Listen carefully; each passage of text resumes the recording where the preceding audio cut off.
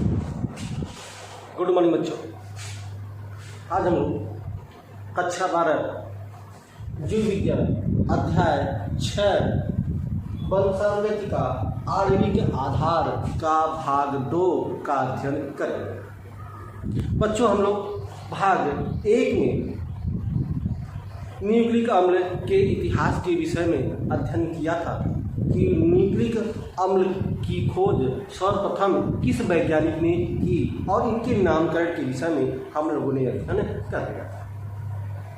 अब हम इसके आगे का अध्ययन करेंगे कि न्यूक्लिक अम्ल बच्चों 2 प्रकार का होता है।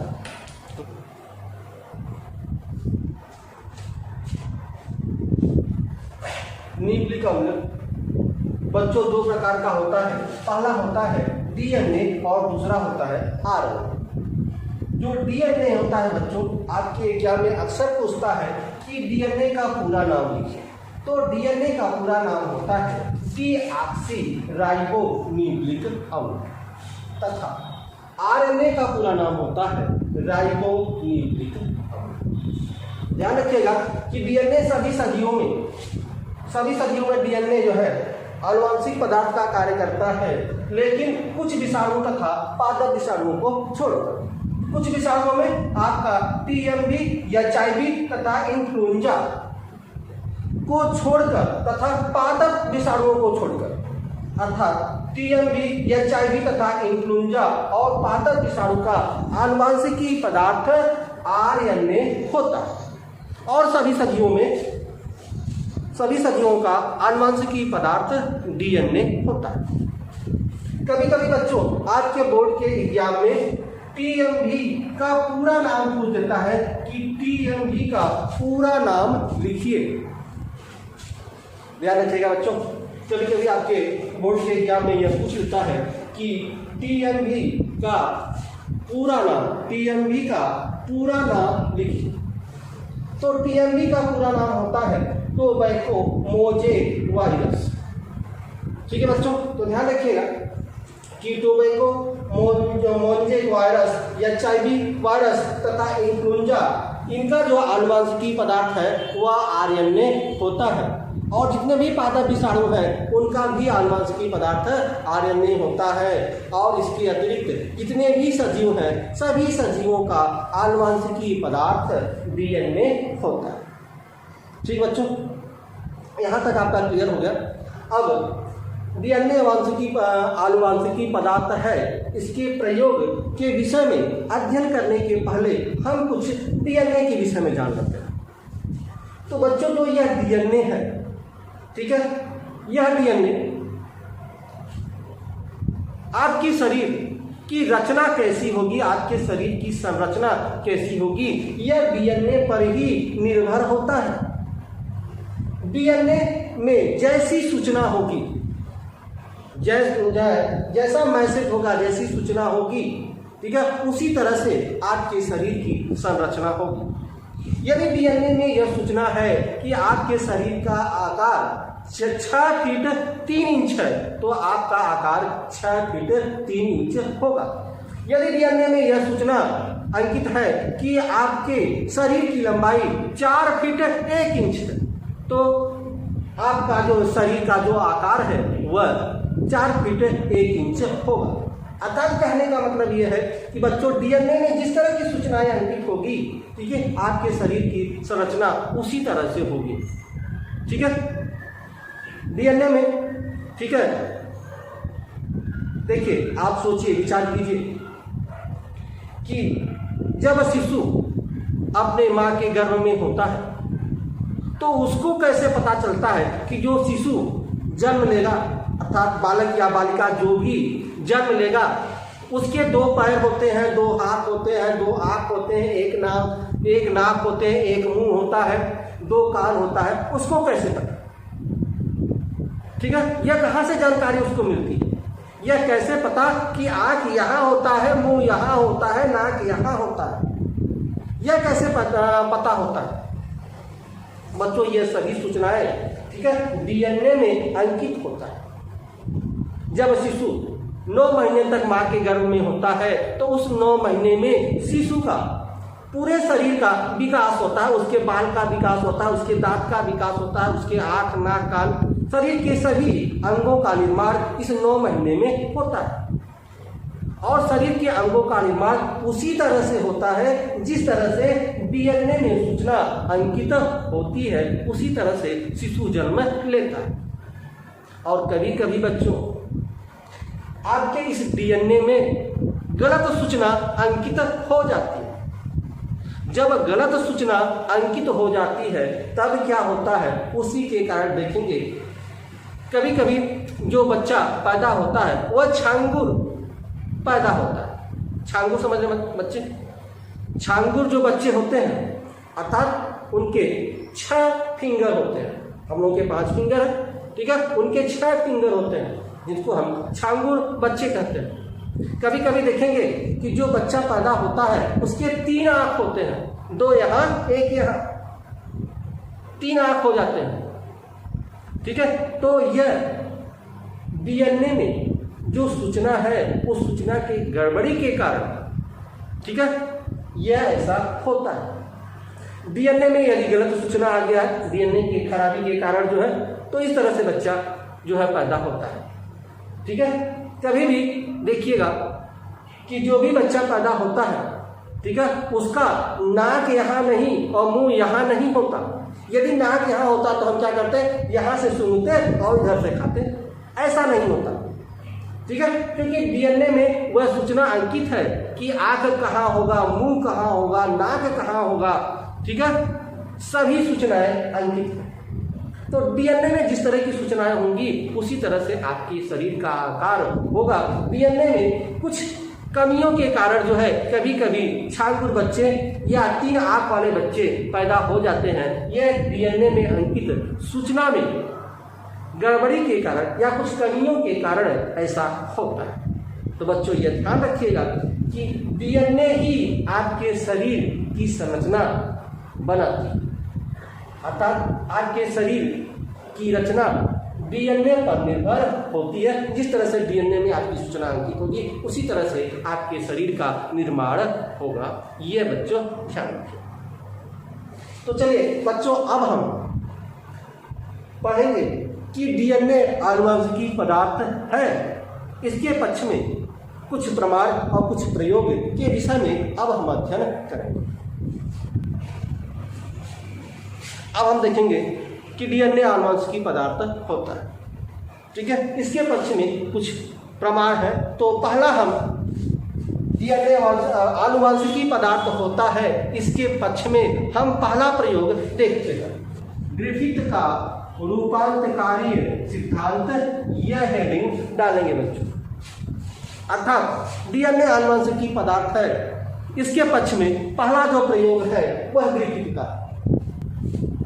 डीएनए आनुवंशिकी पदार्थ है, इसके पक्ष में प्रमाण में पहला जो है आप जो है सिद्धांत देख रहे हैं वह सिद्धांत है ग्रिफिथ का रूपांतकारी सिद्धांत। 1928 में ग्रिफिथ ने एक सिद्धांत दिया और इसी सिद्धांत को ग्रिफिथ का रूपांतकारी सिद्धांत कहा जाता है।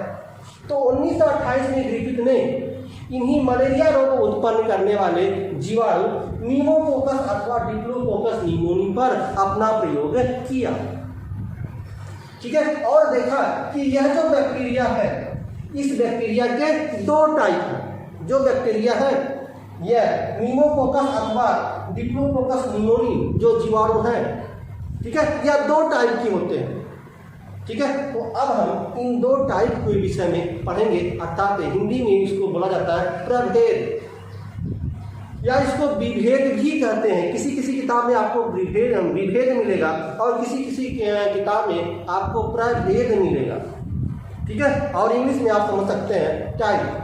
तो बैक्टीरिया के 2 टाइप होते हैं, अर्थात 2 प्रभेद होते हैं। तो उन प्रभेद के विषय में अब हम अध्ययन करेंगे। तो पहला जो आपका टाइप का जो बैक्टीरिया है उसको कहा जाता है अग्र प्रभेद।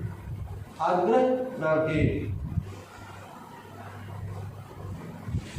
अग्र प्रभेद कहा जाता है बच्चों। और अग्र प्रभेद को एक और नाम से जानते हैं हम लोग, जो बहुत ही चर्चित नाम है, अक्सर यह नाम आपको मिलता है, ठीक है, और उसको हम बोलते हैं यस स्ट्रेन। यस स्ट्रेन याद रखिएगा बच्चों, यस स्ट्रेन, ठीक है। हिंदी में इसको हम अग्र प्रभेद कहते हैं। अग्र प्रभेद को ही हम यस स्ट्रेन बैक्टीरिया भी कहते हैं। तो यह यस स्ट्रेन बैक्टीरिया याद रखिएगा, कभी कभी जो है आपका अग्र प्रभेद न पूछकर यही यस स्ट्रेन बैक्टीरिया पूछ लेता है, ठीक है। तो याद रखिएगा अग्र प्रभेद या इसी को हम यस स्ट्रेन भी कहते हैं। और यह इस बैक्टीरिया का पहला प्रभेद है। और इस प्रभेद के, ठीक है, कुछ गुण हैं, लिखेंगे हम लोग। पहला गुण,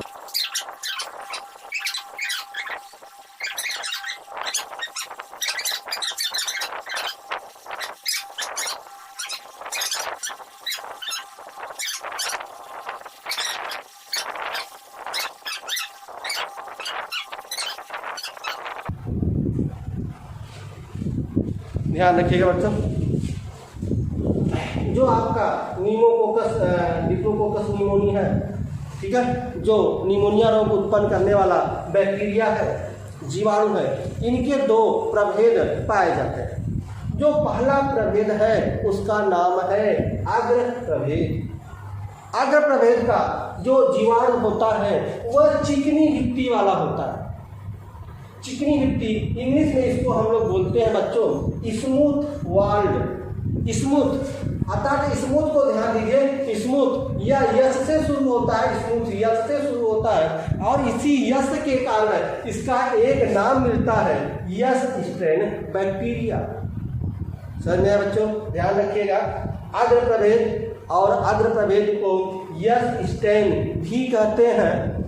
क्यों इनका नाम यस स्ट्रेन पड़ा? क्योंकि इनके जीवाणु चिकनी भित्ती वाले होते हैं। और चिकनी भित्ती इंग्लिश में बोलते हैं स्मूथ वाल्ड। तो जो स्मूथ है, स्मूथ का जो पहला अक्षर यस है, इसी के कारण इसका एक अन्य नाम पड़ गया जिसे कहा जाता है यस स्ट्रेन बैक्टीरिया, ठीक है। तो यह पहला। दूसरा, इनका जो बाहरी आवरण है वह पॉलीसेकेराइड का बना होता है। तीसरा जो सबसे महत्वपूर्ण है बच्चों, ध्यान रखिएगा कि यह जीवाणु मलेरिया रोग उत्पन्न करने में सक्षम होता है। यह जो यस स्ट्रेन बैक्टीरिया है बच्चों, यदि यह आपके शरीर में प्रवेश कर गया, इंजेक्ट कर गया, तो इससे आपको मलेरिया रोग हो जाए, ठीक है। अर्थात यह जो यस स्ट्रेन बैक्टीरिया है यह मलेरिया रोग उत्पन्न करने में सक्षम होता है। यदि आपके शरीर में प्रवेश कर गया तो आप मलेरिया रोग से ग्रसित हो जाएंगे। तो यह जो है इस बैक्टीरिया का पहला प्रभेद रहा, इसको हम अग्र प्रभेद कहते हैं। अब हम इसके दूसरे विभेद की ओर चलते हैं। जो दूसरा विभेद है जिसका नाम है अनुग्रह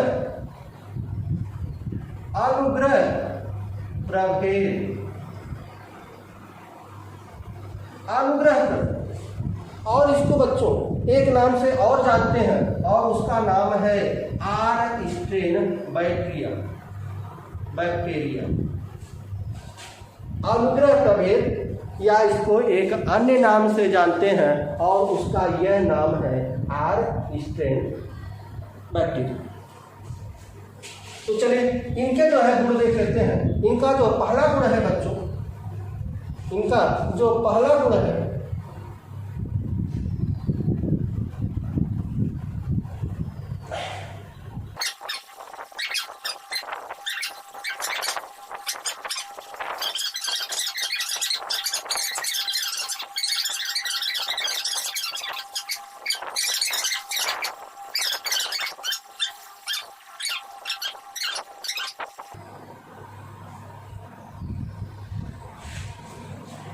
ठीक है बच्चों।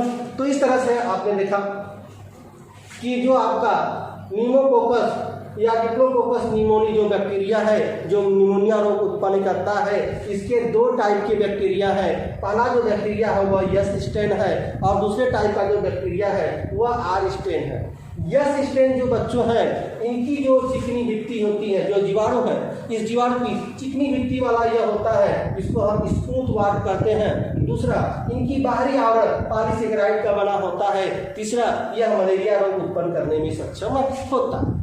यदि अनुग्रह प्रभेद की बात करें तो यह जीवाणु जो है क्या होता है, यह चिकनी भित्ति का होता है और यह खुरदरी भित्ति का होता है, जिसको इंग्लिश में हम रफ वार्ड कहते हैं और इस आर के कारण इसको आर स्टेन भी कहते हैं।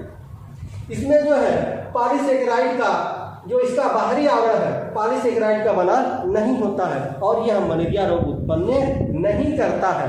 यदि आर स्टेन आपके शरीर में प्रवेश कर जाता है तो भी कोई समस्या नहीं होती, क्योंकि इसके कारण जो है आपको मलेरिया रोग उत्पन्न नहीं होता, क्योंकि इसमें मलेरिया रोग उत्पन्न करने वाले बैक्टीरिया नहीं होता आर स्टेन। तो इस तरह से जो है आपके मलेरिया के 2 टाइप के बैक्टीरिया होते हैं। आप देखेंगे ग्रिफिथ का प्रयोग, ग्रिफिथ किस तरह से इन्होंने अपना प्रयोग किया।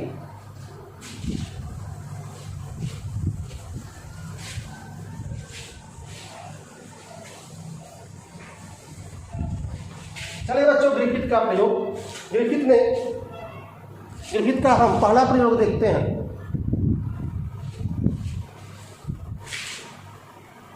ग्रिफिथ ने क्या किया कि अपना प्रयोग चूहों पर किया, अपना प्रयोग चूहों पर किया। तो पहले उन्होंने यस स्ट्रेन बैक्टीरिया को लिया, यस स्ट्रेन बैक्टीरिया को चूहे में प्रवेश कराया। याद रखिएगा बच्चों, आप हिंदी में चूहा भी लिख सकते हैं, इसको इंग्लिश में माइस भी कहते हैं और एक नाम और है, इसको माउस भी कहते हैं। ठीक है, माइस भी कहते हैं, माउस भी कहते हैं और चूहा, कोई भी नाम आप लिख सकते हैं आप अपने अनुसार, जो आपको याद हो जाए। ठीक है, तो जो आपका यस स्ट्रेन बैक्टीरिया है, उन्होंने क्या किया कि चूहों में इसको प्रवेश कराया। जब चूहों में प्रवेश कराया तो देखा कि जो यह चूहा था, जो माइस था, वह क्या हो गया, माइस मर गया। माइस क्या हो गया, मर गया। क्यों मर गया? क्योंकि आपको पता है कि यस स्ट्रेन में क्या है, मलेरिया रोग उत्पन्न करने में सक्षम होता है। जब यह चूहे में प्रवेश कराया गया तो चूहा क्या हो गया, मलेरिया रोग से ग्रसित हो गया और मलेरिया जो है चूहा क्या हो गया, मर गया। अब दूसरा प्रयोग इनका देखते हैं। दूसरा प्रयोग क्या था, जब इन्होंने आर स्ट्रेन बैक्टीरिया को चूहे में प्रवेश कराया, माइस में प्रवेश कराया, तो इन्होंने देखा कि जो आपका चूहा है, ठीक है, वह जीवित रहता है, लाइव। ठीक है, जब आर स्ट्रेन बैक्टीरिया को चूहे में प्रवेश कराया तो इन्होंने देखा कि चूहा जीवित रहता है, क्योंकि आप बच्चों आप पढ़ चुके हैं कि जो आर स्ट्रेन का बैक्टीरिया है यह मलेरिया रोग उत्पन्न नहीं करता, तो मलेरिया रोग उत्पन्न नहीं होता, इसलिए जो यह चूहा है यह जीवित रहता है। तीसरा प्रयोग इन्होंने क्या किया कि यस स्ट्रेन को, जो यस स्ट्रेन की बैक्टीरिया है, इसको इन्होंने 60 डिग्री सेल्सियस पर गर्म किया।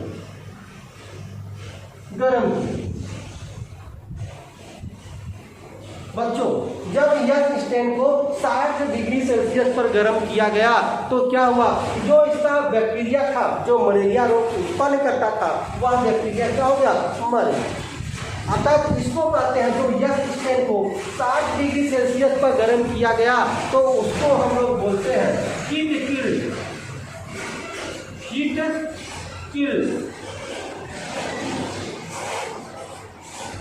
किल्ड।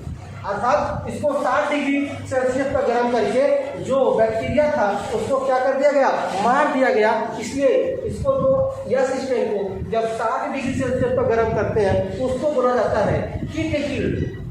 जब हीट किल्ड को अर्थात 60 डिग्री सेल्सियस पर गर्म करके इसको चूहे में प्रवेश कराया गया, तो देखा गया कि चूहा क्या था, चूहा जीवित था, चूहा लाइव चूहा जीवित था। क्यों? क्योंकि जो इसमें यस स्टैंड में जो बैक्टीरिया था जो मलेरिया रोग उत्पन्न करता था, क्या उसको 60 डिग्री सेल्सियस पे इन्होंने गर्म किया तो वह बैक्टीरिया मर गया। ठीक है, हीट किल्ड। जब वो मर गया तो इसमें जब उसको माइस में चूहे में प्रवेश कराया तो चूहा क्या है, जीवित रहता है।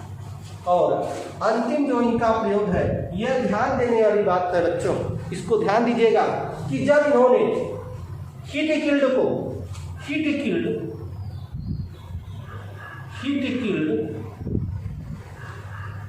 हीट किल्ड का मतलब बच्चों जब स्टैंड को 60 डिग्री सेल्सियस पर गर्म किया गया, तब यहाँ नाम इसको दिए हमने हीट किल्ड।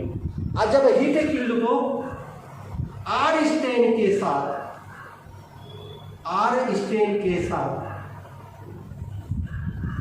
मिक्स करके, ठीक है, जब हीट किल्ड को आर स्टैंड के साथ मिक्स करके मिलाकर जब हम चूहे में इसको प्रवेश कराए, माइस में हमने प्रवेश कराया, चूहे में प्रवेश कराया, तो हमने देखा कि चूहा जो है मर गया। चूहा क्या हो गया, मर गया। ध्यान दीजिएगा बच्चों, यह चौथा प्रयोग जो इनका है हीट किल्ड का मतलब कि यह स्टैंड को 60 डिग्री पर गर्म किया गया। तो जब 60 डिग्री पर गर्म किया गया तो जो बैक्टीरिया था वह बैक्टीरिया तो मर गए, तो उसी को हम हीट किल्ड होते हैं, तो वह बैक्टीरिया मर गया। लेकिन जब हम आर स्टैंड को मिला देते हैं, हीट किल्ड और आर स्टैंड इन दोनों को मिला देते हैं, तो आर स्टैंड में भी कोई मलेरिया रोग उत्पन्न करने वाला कोई भी बैक्टीरिया नहीं, और इस बैक्टीरिया को भी हमने मार दिया है, हीट किल्ड कर दिया है, गर्म करके मार दिया है। और जब इन दोनों को मिक्स करा के हम चूहे में प्रवेश कराते हैं तो चूहा जीवित होना चाहिए था, क्योंकि इसमें भी मलेरिया रोग उत्पन्न करने वाला जीवाणु नहीं है, और इसमें भी नहीं है, क्योंकि इसमें जो यस स्टैंड बैक्टीरिया था इसको तो हमने गर्म करके मार दिया है, हीट किल्ड। अर्थात इन दोनों में कोई में भी मलेरिया रोग उत्पन्न करने वाला जीवाणु नहीं है। लेकिन जब हम दोनों को गर्म करते हैं और गर्म करके जब हम चूहे में प्रवेश कराते हैं तो हम देखते हैं जो रिजल्ट आता है, जो परिणाम आता है, वह हमारे सोच के विपरीत आता है, अर्थात वह चूहा मर जाता है। ग्रिफिथ ने कहा, ध्यान रखिएगा, यही ग्रिफिथ का रूपांतकारी प्रयोग है। ग्रिफिथ ने कहा कि हीट किल्ड जो यस स्टैंड बैक्टीरिया थी उसमें से कोई पदार्थ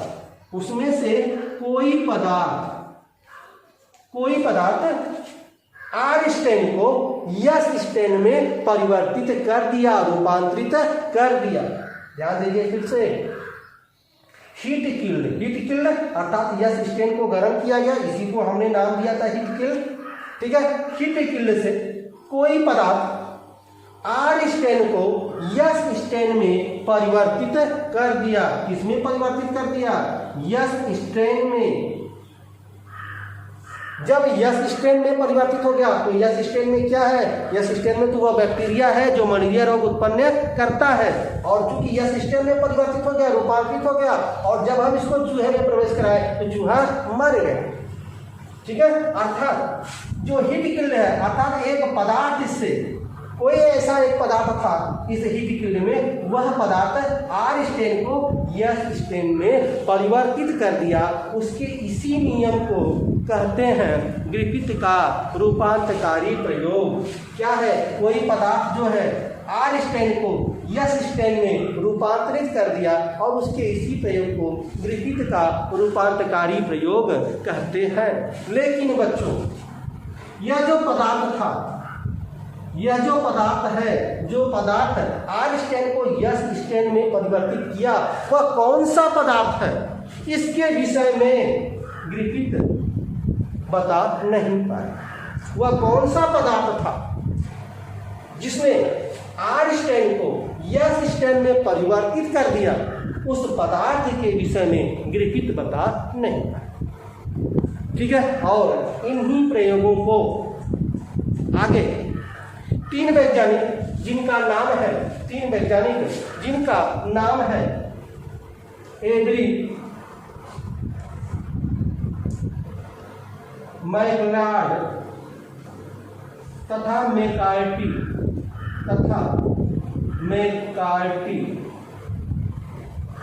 यह तीन वैज्ञानिक का नाम है। ठीक है। एबेरी, मैकलाड तथा मैकार्टी, इन्होंने जो ग्रिफिथ का प्रयोग है, ठीक है, ग्रिफिथ के प्रयोगों को आगे बढ़ाया, इनके प्रयोगों को, ठीक है। और जो ग्रिफिथ यह बता नहीं पाए कि वह कौन सा पदार्थ है जो आर स्टैंड को यस स्टैंड में परिवर्तित कर दिया, यह 3 वैज्ञानिक एबेरी, मैकलाड और मैकार्टी ने, ठीक है, इनके प्रयोगों को सिद्ध कर दिया कि वह कौन सा पदार्थ है जो आर स्टैंड को यस स्टैंड में परिवर्तित कर दिया। और इनके प्रयोग जो है 3 वैज्ञानिकों ने मिलकर इस प्रयोग को किया था, इसलिए इनके प्रयोगों को एबेरी, मैकलाड तथा मैकार्टी का प्रयोग कहा जाता है, जो हम अगले वीडियो में इसका अध्ययन करेंगे कि वह कौन सा पदार्थ है जो आर स्टैंड को यस स्टैंड में परिवर्तित कर दिया। यह प्रयोग एबेरी, मैकलाड तथा मैकार्टी के नाम से जाना जाता है और इसका प्रयोग हम अगले वीडियो में पढ़ेंगे। तब तक के लिए बच्चों